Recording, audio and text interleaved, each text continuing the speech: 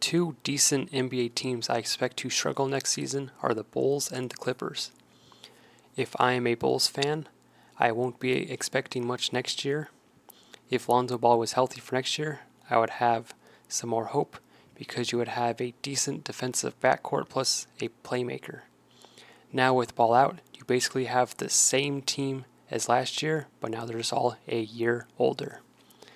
LaVine and DeRozan are injury prone, so there will be rough patches throughout the season. At best, they will be in the same situation as last year, fighting for a play-in spot. With the players they picked up, Jevon Carter and Torrey Craig, their defense will be improved. Their offense is going to be ran through their main three, LaVine, DeRozan, and Vucevic.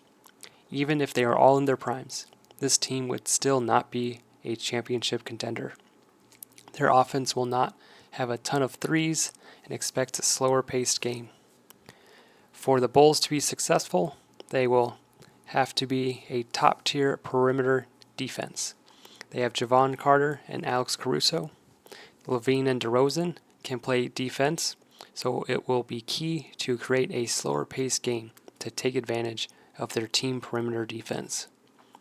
When they run into a team with young guards or teams who struggle with turnovers or ball handling, those are the games the Bulls will dominate.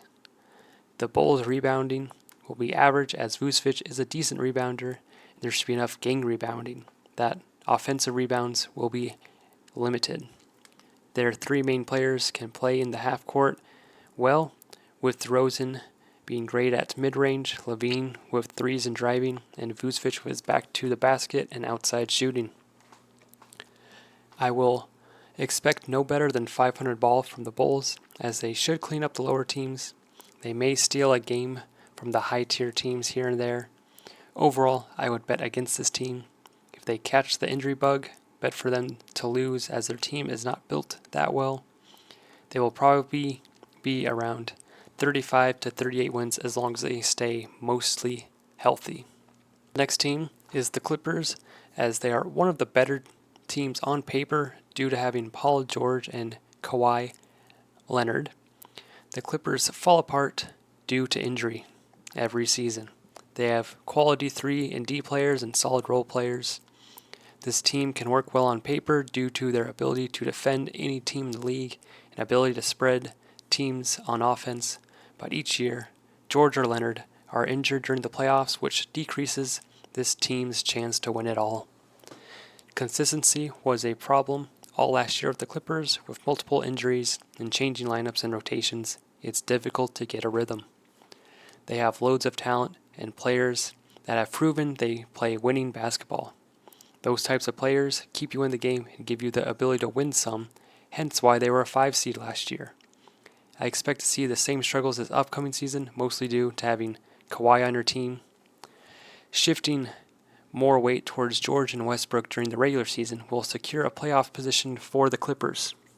Their bench should be better than most teams in the league, as there is a lot of talent.